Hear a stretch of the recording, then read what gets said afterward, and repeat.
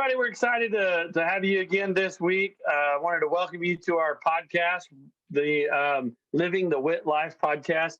I've got with me here today, Jared Walkenfoos. Say hey, Jared. Hey, Jared. Hey, Matt. I'm glad to be here. Exactly. And I'm Matt Russell.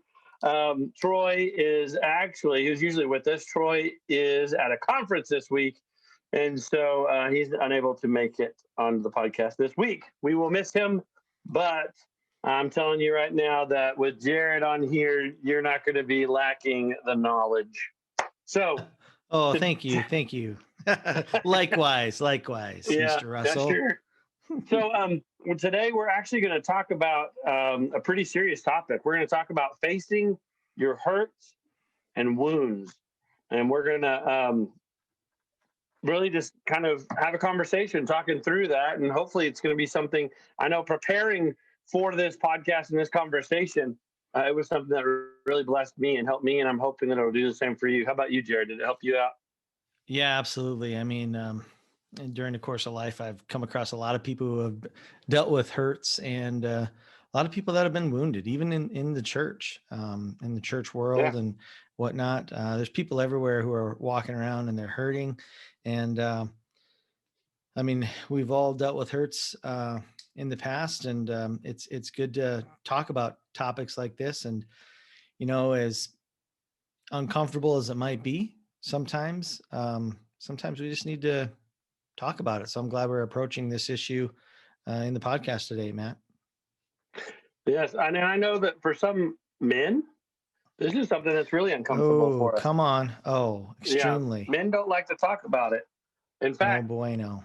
It's, I think I heard a pastor once say that boys end up with a lot of hurt feelings, but men learn to work through their feelings.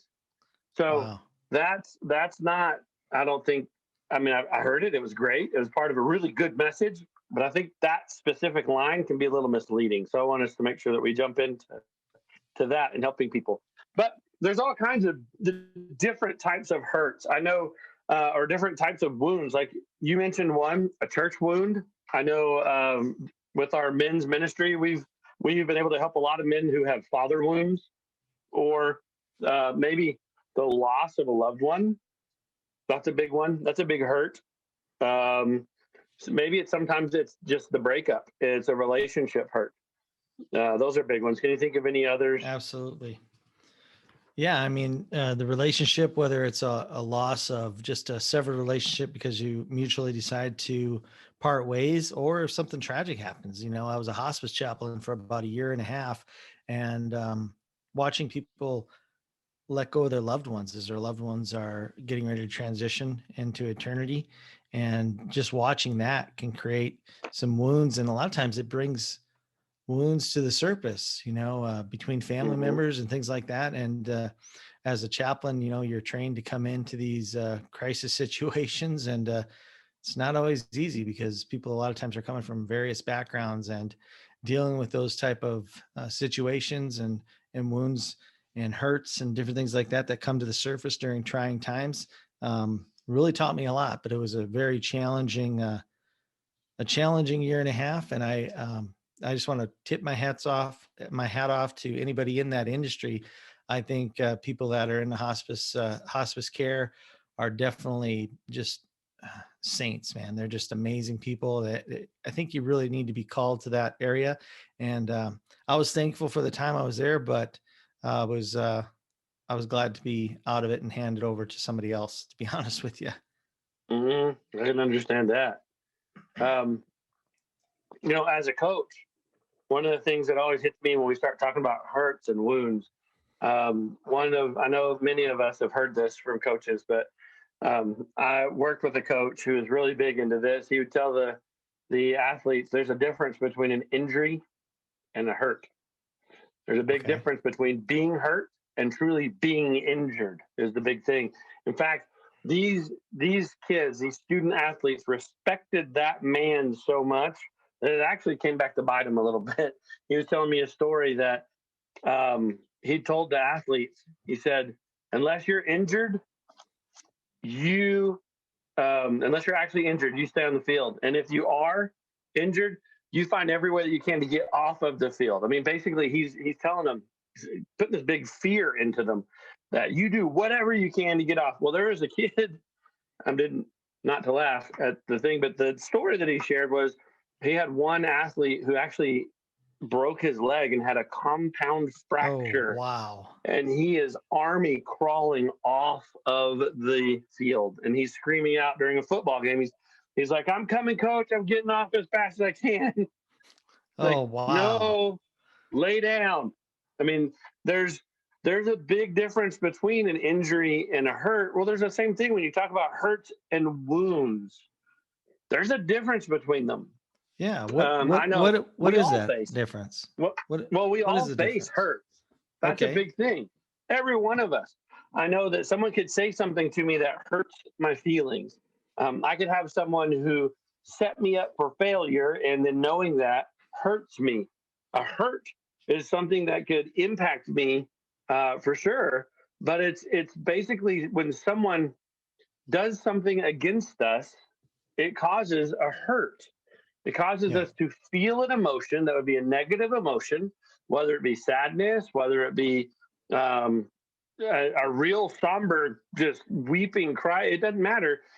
A hurt is when, like, someone does something like that. Now, that's of course an emotional hurt. Yeah. In spiritual hurt, you can also get the same kind of thing. A physical hurt would be, you slam your finger in the door and ow, that hurt. It's a warning that your body gives off to you and saying, if you don't remove your finger from that situation right now, there's going to be some serious damage. That's kind of what the hurt is. It's a warning sign. It's letting you know that something was wrong. Something did not happen like it normally should happen. So whether it's Okay. physical, whether it's emotional, whether it's spiritual, it's the emotional response, or it's your body telling you something's not right. That's really where I see hurt as being. You kind of get anything different for hurt? Yeah, no, I totally agree with that. In fact, it reminded me of the saying that you've probably heard, and a lot of people have heard it, that hurt people. And a lot of times when you're dealing with a hurt, um, Mm-hmm. you tend to sometimes not react the way that you probably should, that would be appropriate. And believe it or not, this just popped into my head. I've got a story. Oh, go for it. Story I time with love Jared. Jared Here time. you go. So I was just reminded of this story as we were talking about this subject. It just came up in my memory, and I want to share it with you. So I had a friend named Troy, not Troy Foster. I have a Troy Foster friend who's not with us today, but he's at a conference.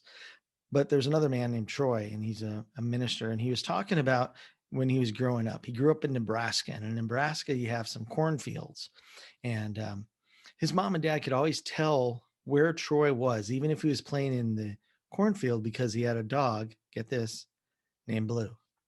He had a dog named Blue. It's a true story. He had a dog named Blue, and that dog would run the side of the cornfield and be keeping his eye on Troy. So anywhere where Troy went, that dog was right there. They're like, oh, Troy's playing in the cornfield. Okay, no problem.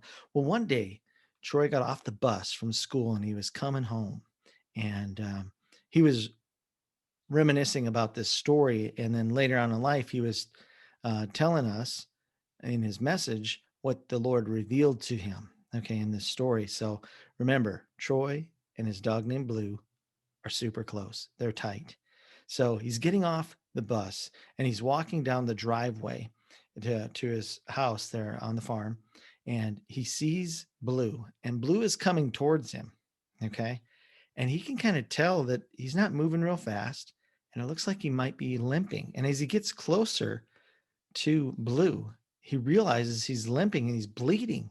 So out of instinct, he rushes over to Blue. He bends down and Blue bites him in the arm. And as he bent down to grab him and pick him up, Blue bit him in the arm. He ends up dropping Blue, and he's like, "What's wrong with you?" He starts yelling at me.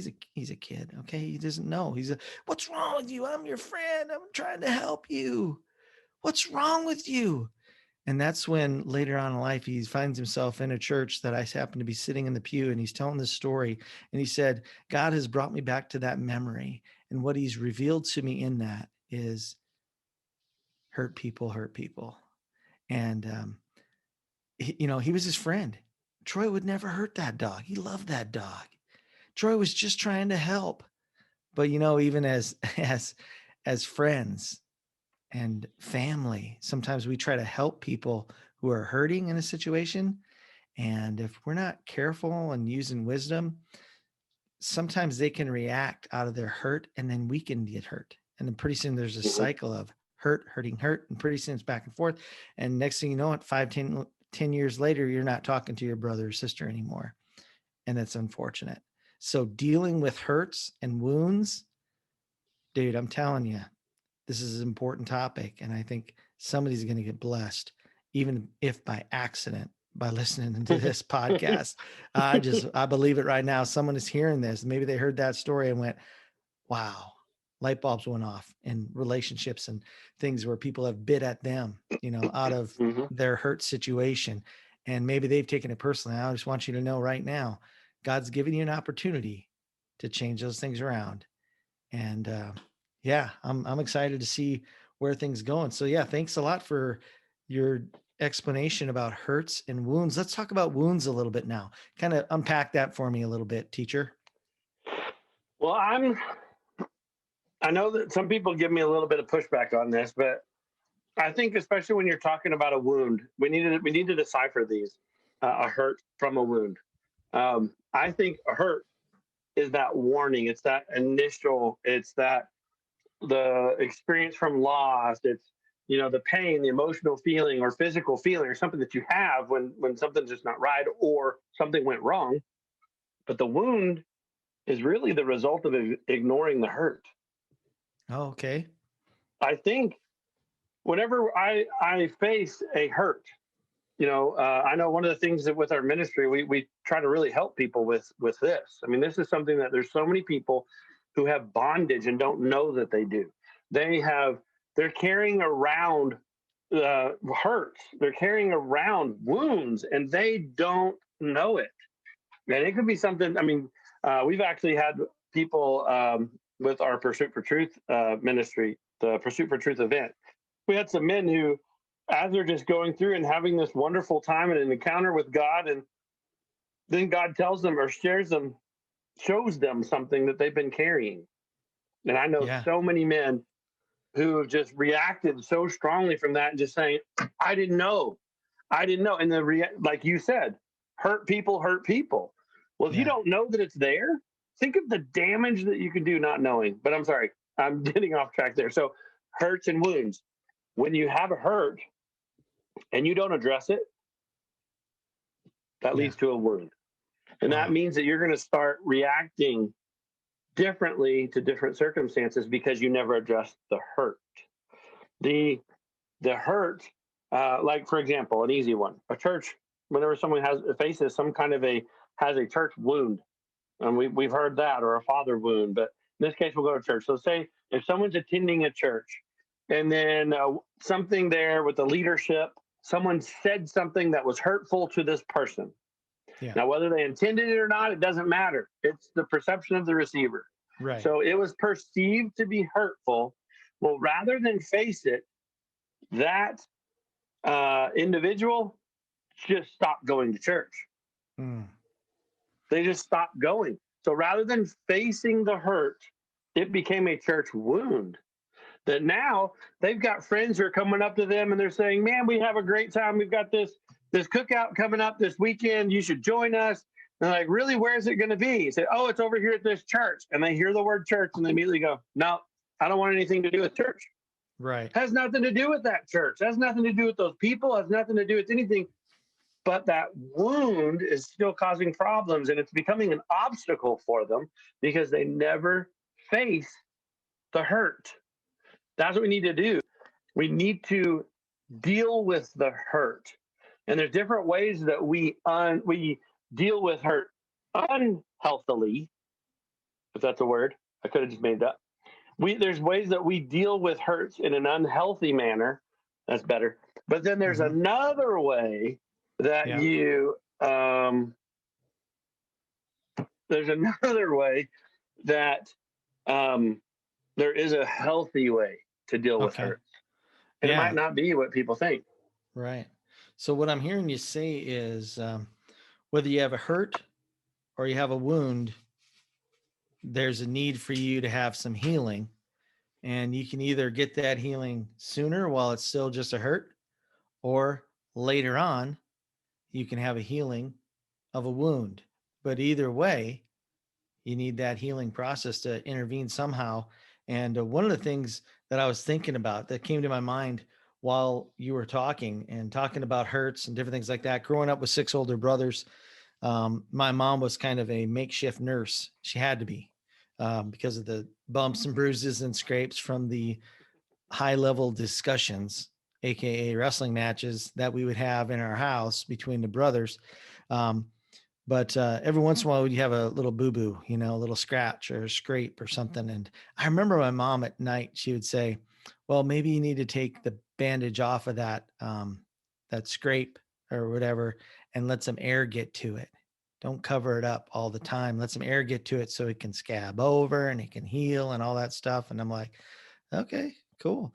So I found out she was kind of right. You know, kind of need to let that wound or that hurt be exposed a little bit, and allow some healing to come in whatever shape or form that it comes. But one of the things that I've discovered, you mentioned men, a lot of times um, end up with wounds that they didn't take care of, but they started off as a hurt.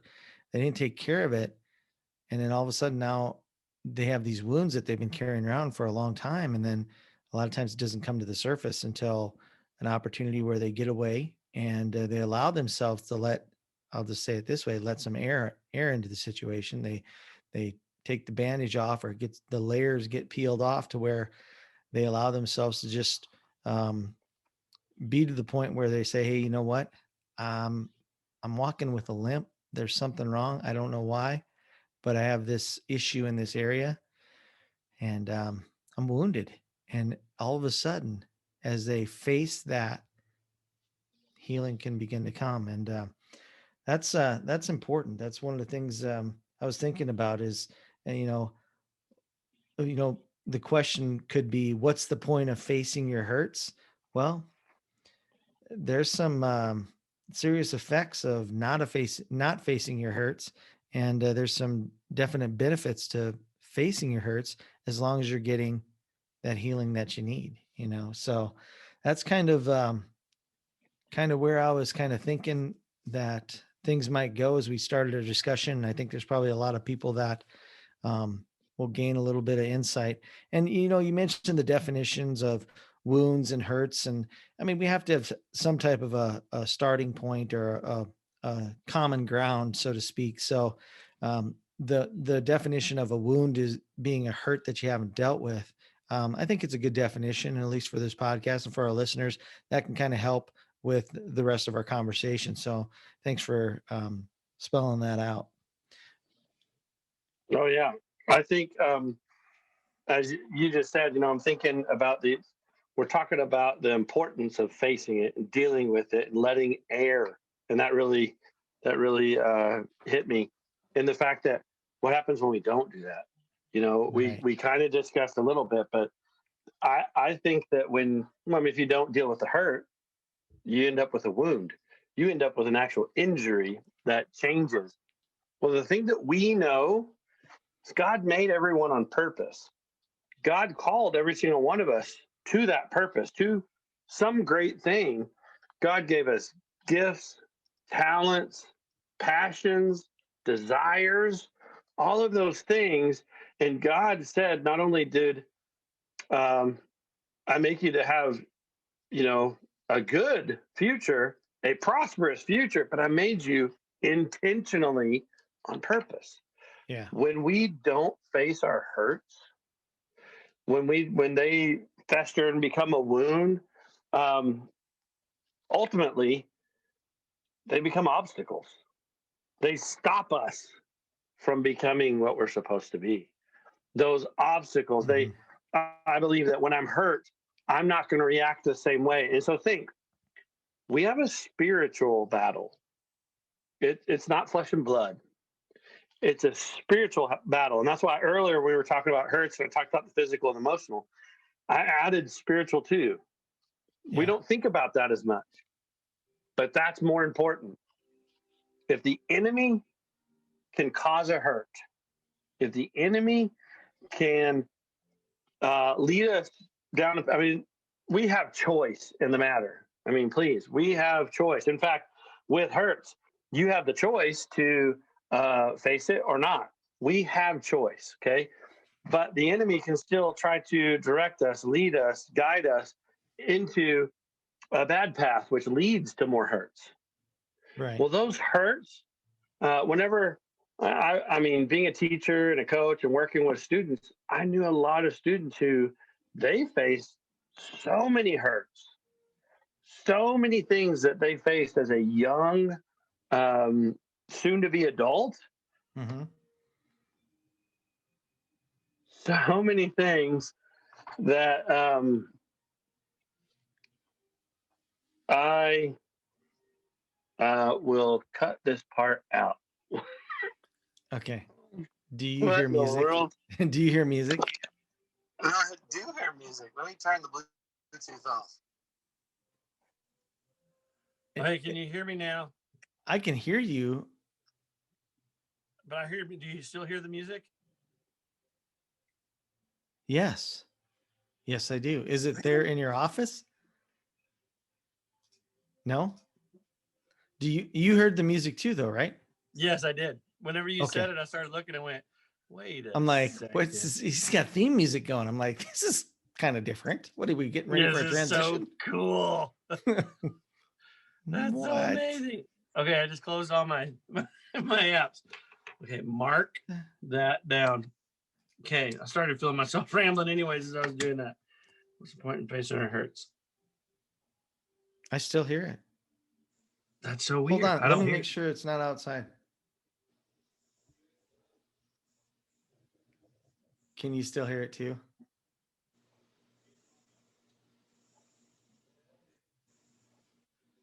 Are you there? Your microphone's picking up some stuff.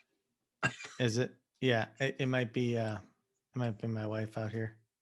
Hold I on. don't know. I'm gonna tell her to turn it down. Hold on. This is it. I'm gonna get this woman in line. Make sure we cut this out. Yeah, let me goes on the blooper reel. This is a 25-minute mark.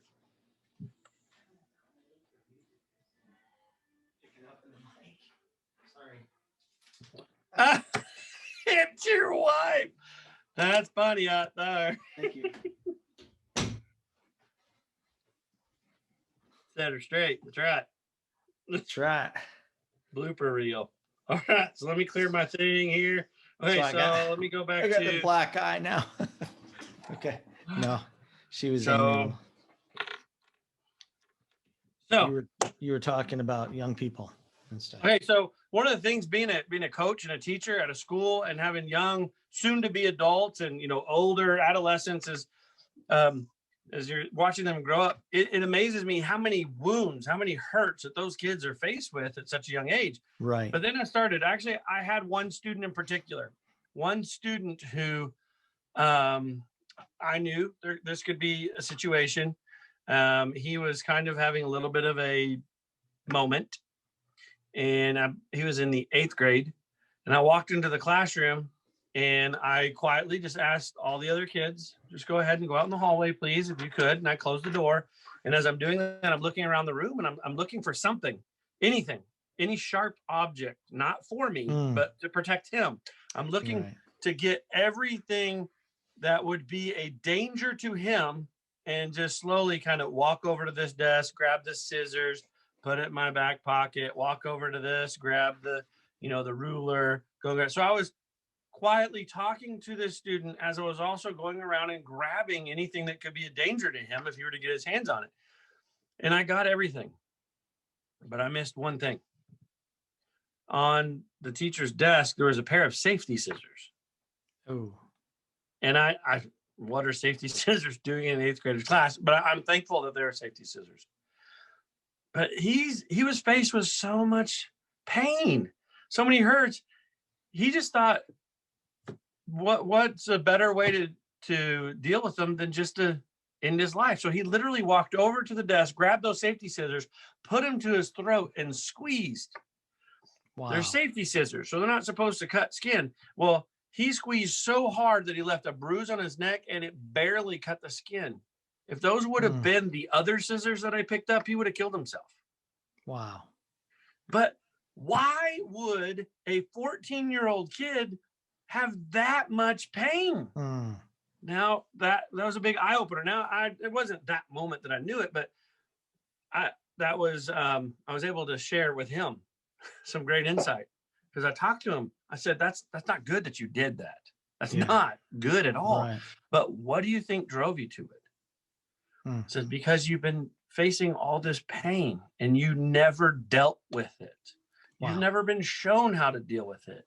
You don't believe you have anyone that you can share this information with. So you have literally gotten to the point where it would be easier for you to end your life.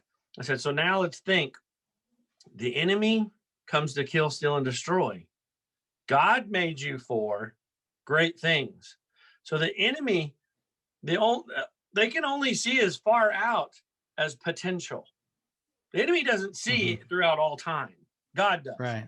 But the enemy can see that potential that's laid out before you. So if that enemy sees that upcoming potential in your life, wouldn't it be easier for him, rather than have to face you as a amazing man of God? Wouldn't it be easier just to have you in your life? Mm. And Yeah. it was eye-opening for him. Mm. He thought, that's true. And then he directed that pain to the right source. Yeah.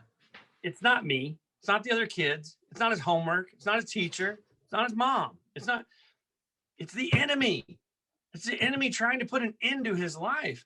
Well, the thing is, if we don't face our hurts, if we don't do anything, if we don't face it, it's going to cause some damage. And it's going to be damage to ourselves, our lives, but it's going to be damage to our relationships, and even damage to those people around us who love us. Right. That is so good. In the several years that I was a youth pastor, I came across a lot of kids that have problems, and they're not kid-sized problems. They're problems. They're life-size problems for those individuals. So my heart just was breaking as you were telling that story, because there are a lot of people that are dealing with hurts. And one of the things I always tried to do when I was a youth pastor was prepare messages that would equip the young people on how to deal with some of these hurts. And I thumbed through some of the information that I had tucked away in some binders, and I came across this message that I prepared several years back called "Handling Hurts and Heartaches," and I've got just six little things here, 6 different steps to help people handle hurts and heartaches. And I thought it would be appropriate to kind of share some of those things right now. I actually went into my binders. I got a lot of binders and little bits and stories and different things like that. In fact, now would probably be a good time for me to shamelessly plug my podcast. I don't know if you know this or not, but I have a podcast, Matt, and the podcast is called Lessons from the Junk Drawer with Jared W. And of course, I'm Jared W. Jared Walkenfus, and on that podcast, I share little tidbits of stories that I've collected along the way and used in messages, or used in presentations or different things like that, as well as real life encounters. And I'll also have some people on there to share some of their life experiences. And it's all based around helping people to be inspired and encouraged and discover hope. So that is Lessons from the Junk Drawer with Jared W. Anyway, the shameless plug is over. And now let's get to the meat of something that our listeners today on Living the WIT Life, Walking in Truth Ministries, can actually take away as some things that could help them to potentially handle, or help them to handle the hurts in a better way. It's not perfect, but it's at least something. Okay. And so here it was. Number 1 in handling hurts and heartaches is this: it's okay to cry. It's okay to cry. And, for young people, sometimes showing emotion and different things like that, especially young boys, because they, have been taught wrongly that real men don't cry. Well, let me tell you something. Jesus himself, the realest of the real, the manliest of the man, he cried. And I prove it in the Bible. In John 11:35, it says, Jesus wept. And that was at the point when his friend Lazarus was, um, had died in the tomb, and Mary went and got him and said, Jesus, come on, let's go. You know, he's dead, and he's died, and my brother's dying, and I need you to come. And when he got there, recognized that, hey, come and see, Lord. And this is where we laid him. And Jesus got there, apparently what a lot of people think would have been too late, but for Jesus, he knew it wasn't too late, but yet he felt the emotion of that moment. And it says he wept. And it's also one of the verses that a lot of young people memorize because it's only 2 words long, and they think they can get credit, chalk it up on their, gold star. Jesus wept. Oh, yeah, good job. But it's okay to cry. So when you're in the middle of hurts and stuff, and maybe you've heard this saying, sometimes you just need a good cry, right? Mm-hmm. So that's the first thing that I gave them. The second thing is, you are not alone. You're not alone. And a lot of times that's the enemy, and his deception is, you're the only one dealing with this. You're the only one that deals with this hurt. It's just you. Just get over it. It's just you. You're the one. You're the only one that deals with this type of hurt. So why don't you just take yourself out? You know, Go and just check out. It'd be easier.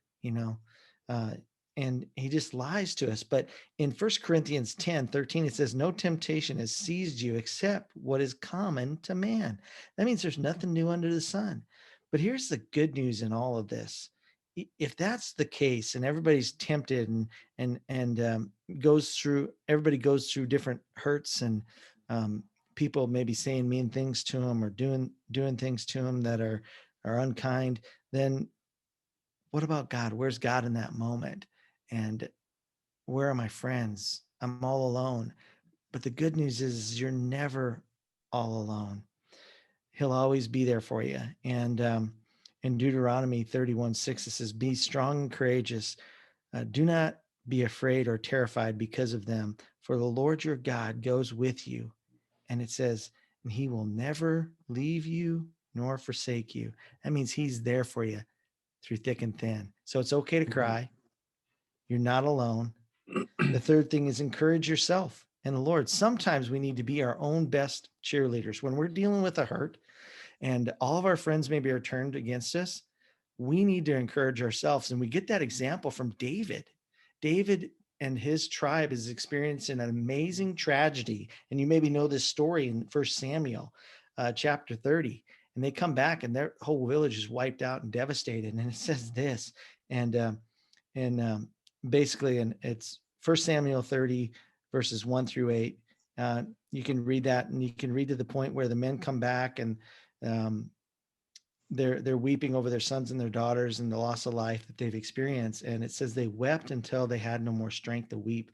But it also said that, and David was greatly distressed for the people's sake, or for the people spake of stoning him. They were ready to stone him. He's the leader, because of course it's his fault. Anything Right. bad that happens in life, it's the leader's fault. Whether it's your boss or the president or whoever, it's their fault, because it's a bad thing that happened. You're to blame.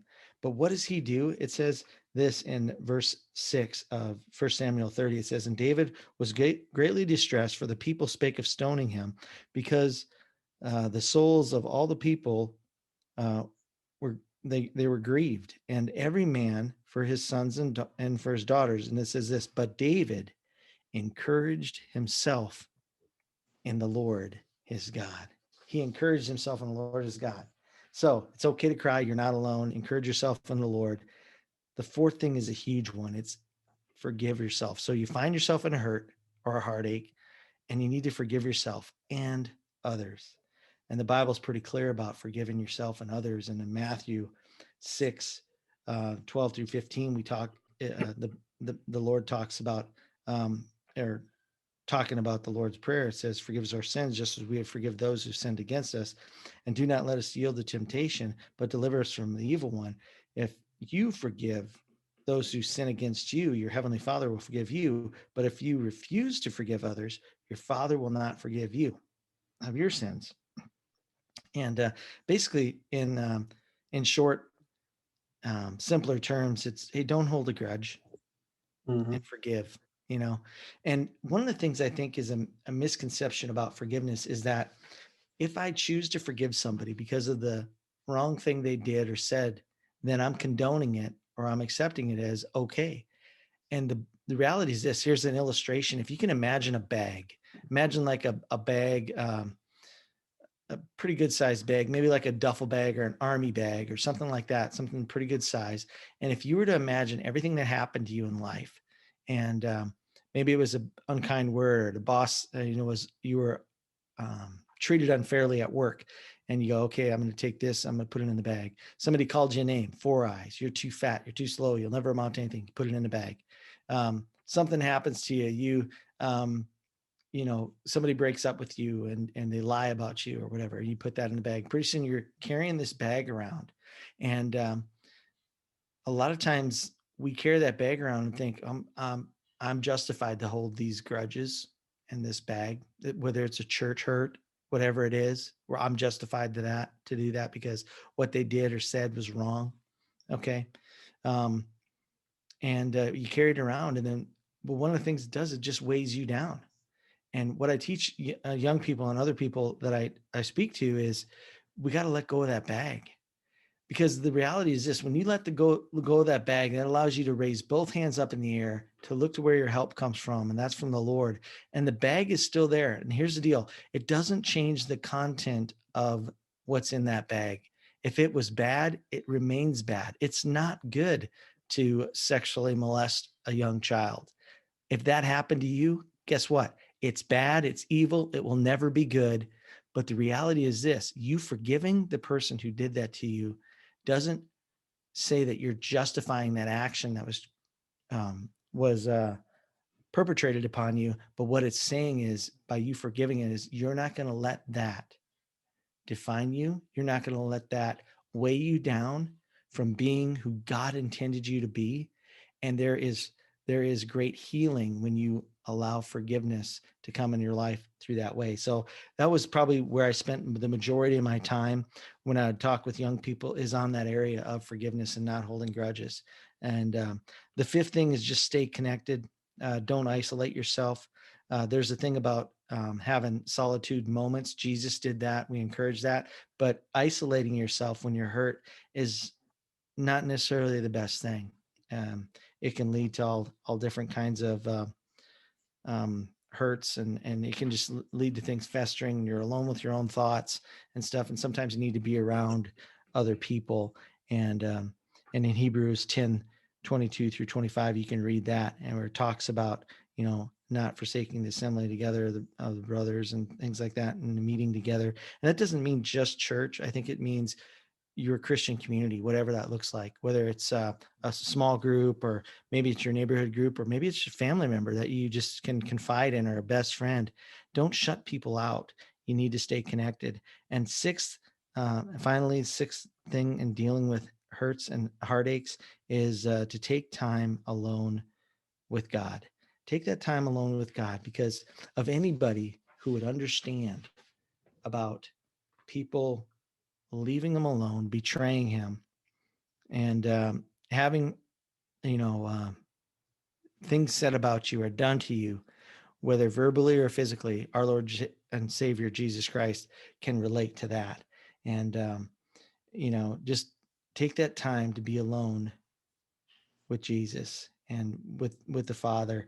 And the thing about that is, He is the one who can help you with your hurts, and keep them from becoming wounds that will cripple you through the rest of your spiritual growth. And He wants to do that and be that for you. And in the book of Isaiah, we read in 61 verse 1, Isaiah prophesies about this very fact, how God is there for you and wants to heal you. And in Luke, Jesus reads it from the scrolls. If you remember that story, he goes in, he reads this from the scrolls, excuse me, And he also fulfilled it. He said this in Luke 4:18, the Spirit of the Lord is upon me because he has anointed me to preach the gospel to the poor. He has sent me to heal the brokenhearted. Mm-hmm.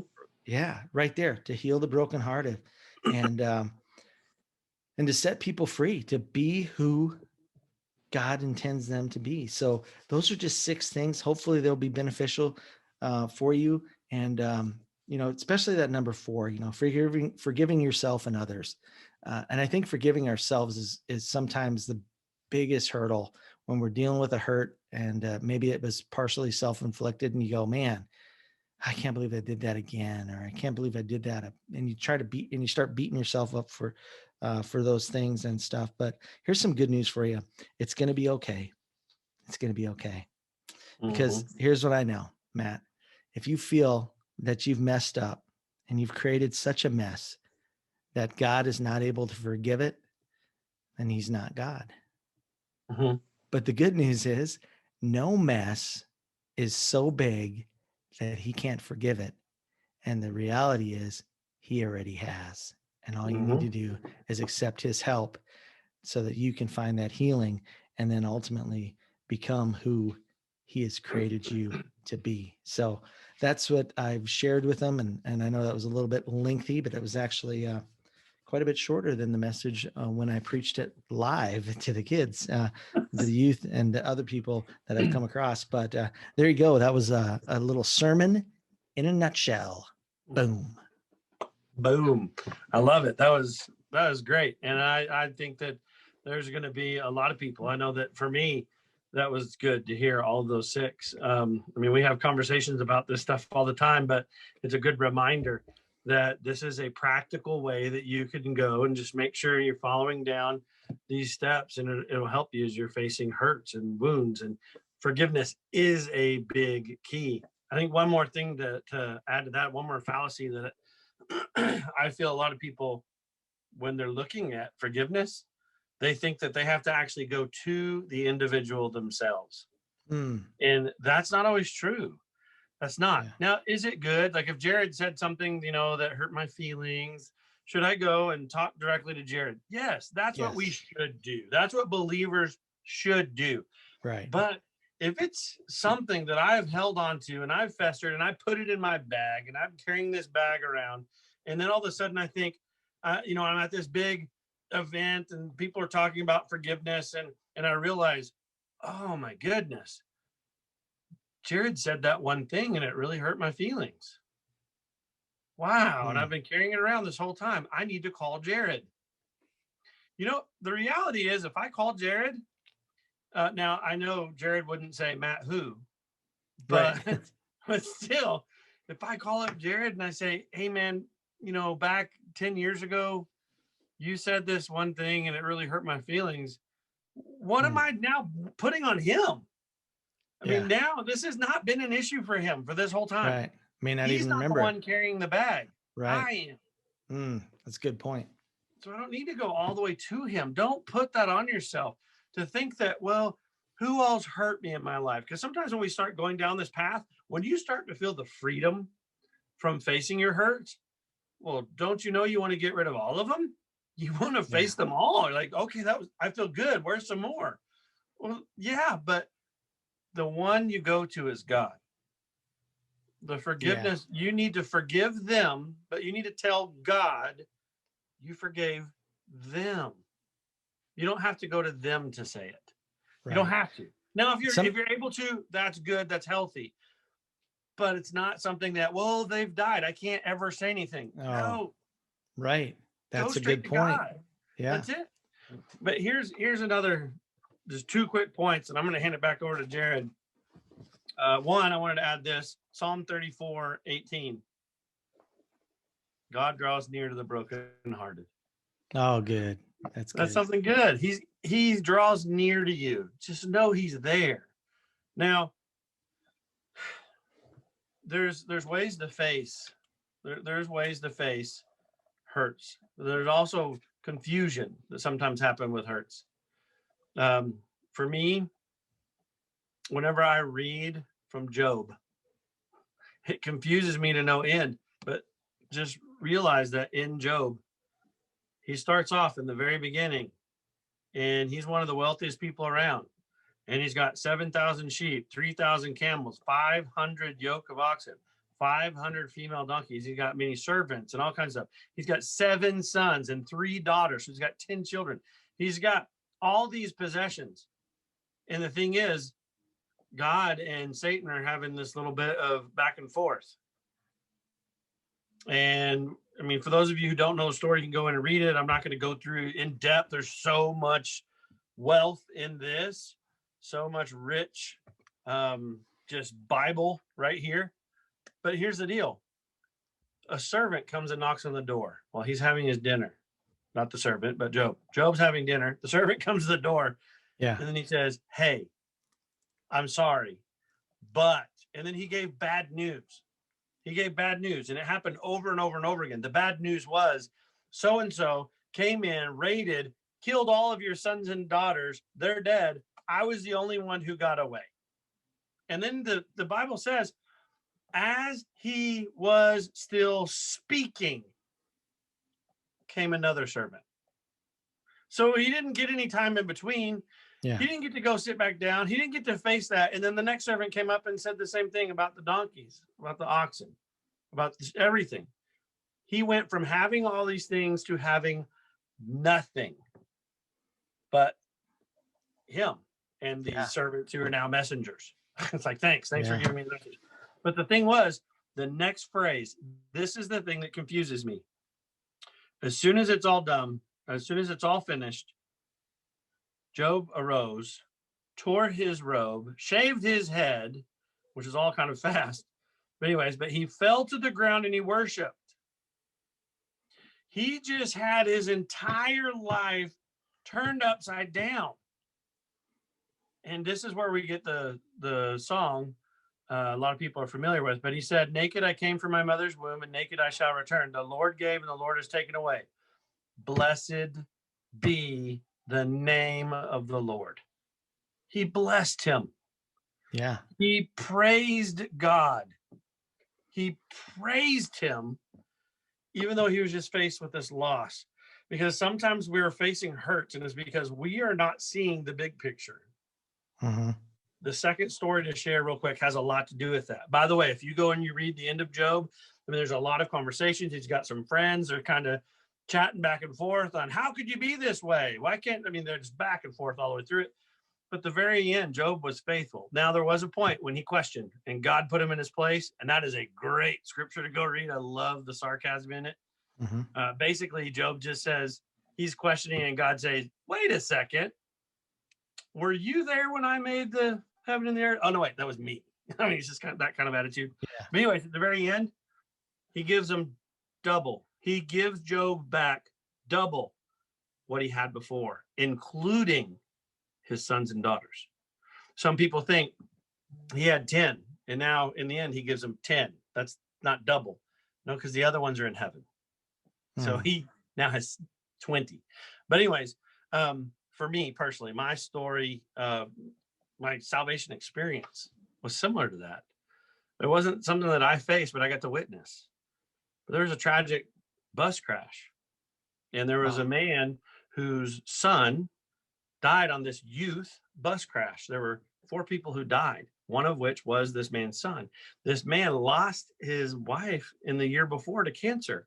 So he just lost his wife, and now his only son died on a youth trip in a bus crash. Wow. And we're there Sunday. This happened on Friday. We're there on Sunday, and he's up on stage singing worship with the worship team. He is mic'd up on stage singing praises to God 2 days after his son died in a car accident or a bus crash. And I'm blown away. And I'm thinking, how could he do that? And so the media, there's guests, there's all kinds of people, all kinds of chaos going on. And after the service is over, there's people who find out about this man. And, you know, that his son was one of the ones that died. The media went and were trying to get to him. And we were trying to protect him. And he said, no, let him come to me. Let's go. So sat right in front of the journalists and the media. And they've got their cameras rolling.